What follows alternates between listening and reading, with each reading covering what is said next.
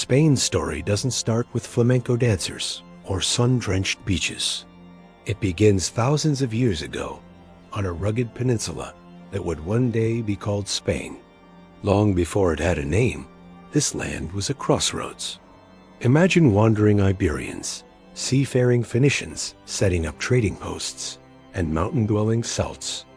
Then came the skilled Carthaginians, rivals of a rising power across the sea. In 218 BCE, that power arrived.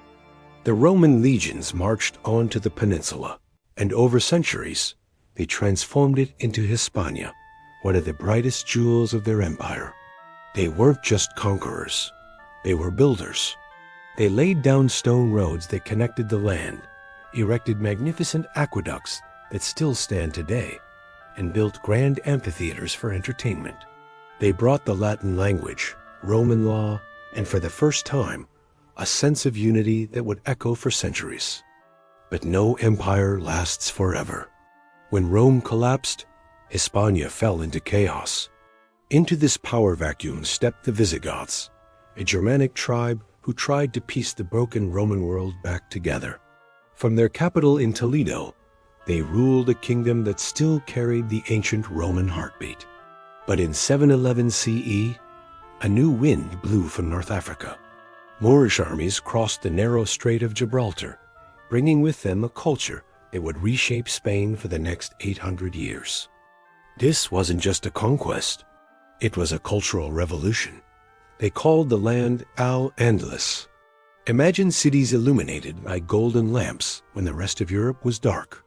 They brought flowing Arabic script and dazzling knowledge of mathematics, astronomy, and medicine. Cordoba became one of the most enlightened cities in the world, its streets lit at night, its libraries overflowing with hundreds of thousands of books, and its scholars debating ideas that Christian Europe had long forgotten. But this wasn't the whole story. High in the rugged northern mountains, small Christian kingdoms like Asturias, Leon, and Castile held. They watched this new world rise to the south and began a slow, grinding pushback. This monumental struggle became known as the Reconquista, an 800-year tug-of-war. It wasn't a simple story of us versus them. It was a messy, complex era of shifting frontiers, legendary warriors like El Cid, who fought for both Christian and Muslim rulers, and constant cultural exchange. This long epic finally reached its climax in 1492. In that single fateful year, two things happened that changed the world forever. First, King Ferdinand of Aragon and Queen Isabella of Castile, the Catholic monarchs, conquered Granada, the last Moorish stronghold. As the keys to the magnificent Alhambra Palace were handed over, Muslim rule in Spain officially ended, and the kingdom was finally united under one crown. At that very same moment, a Genoese sailor funded by these same monarchs was preparing for a voyage. His name was Christopher Columbus, and his plan was to sail west to find a new route to the Indies. He didn't find Asia, but he did accidentally open the gates to a new world, the Americas. This discovery launched Spain into its age of exploration and empire. Suddenly, Spain was not just a European power. It was a global one. Ships returned from the Americas loaded with unimaginable wealth: silver from Peru, gold from Mexico, new foods like potatoes and tomatoes, and incredible stories. Spain grew into one of the most powerful empires in history, with territories stretching across the Caribbean, Central, and South America, parts of Africa, and even the Philippines in Asia. This was Spain's golden age. At home, culture blossomed. Artists like Velázquez and El Greco painted masterpieces, and Miguel de Cervantes wrote Don Quixote, a novel that would define modern literature. But empires, like waves, eventually recede. Spain's immense power came at a cost. The nation was entangled in endless wars across Europe, fighting to maintain its dominance and defend its Catholic faith. The Spanish Inquisition cast a dark shadow, enforcing religious orthodoxy through fear. All the gold and silver from the Americas caused massive inflation and economic problems. Rival powers like England, France, and the Netherlands grew stronger, chipping away at Spain's empire. The 18th and 19th centuries brought even more turmoil. The Bourbon dynasty came to the throne, Napoleon invaded, and across the ocean, Spain's colonies began fighting for their independence. One by one, from Mexico to Argentina, the jewels of the Spanish Empire broke away, and Spain watched its global power collapse. By the early 20th century, Spain was a nation in crisis. It was deeply divided by politics, struggling with poverty, and torn between old traditions and new ideas. These tensions finally exploded in 1936 with the start of the Spanish Civil War. It was a brutal, heartbreaking conflict that pitted neighbor against neighbor, brother against brother. The war between the Republicans and the Nationalists tore the country apart.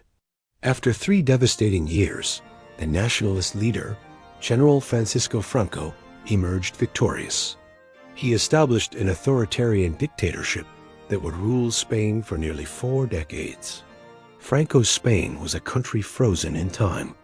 While the rest of Europe rebuilt and modernized after World War II, Spain was isolated, controlled by strict censorship, and living under a cloud of fear.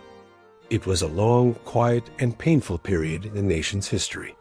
But history always has another chapter. In 1975, Franco died.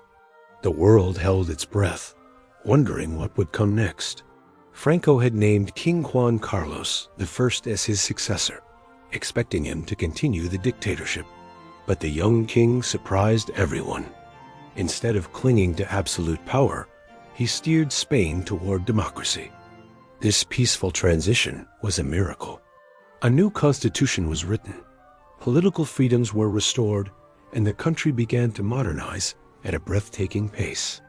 A cultural rebirth, known as La Movida Madrilena, exploded in Madrid, unleashing decades of pent-up creative energy in music, film, and art.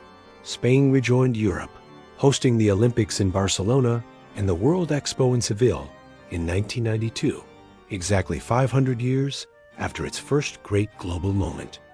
In the decades since, Spain has transformed into the vibrant, passionate, and modern country we know today. It's a land of iconic cities like Madrid and Barcelona, of football giants who dominate the world stage, and the fiery rhythms of flamenco. It's a country of wild fiestas like La Tomatina and the running of the bulls. It's home to architectural wonders that span centuries, from the Moorish paradise of the Alhambra to Gaudi's fantastical Sagrada Familia. And beneath it all, you can still feel the echoes of its past, the blend of Romang, Visigothic, Jewish, Christian, and Muslim influences that make it so unique. So Spain's story, after thousands of years of rise and fall, empire and collapse, dictatorship and rebirth, stands today as a powerful symbol of resilience. It's proof that a land shaped by so many different peoples can become more than just a place on a map. It can become a living, breathing story of the world itself. Thanks for watching, and if you enjoyed this journey through history, don't forget to like and subscribe.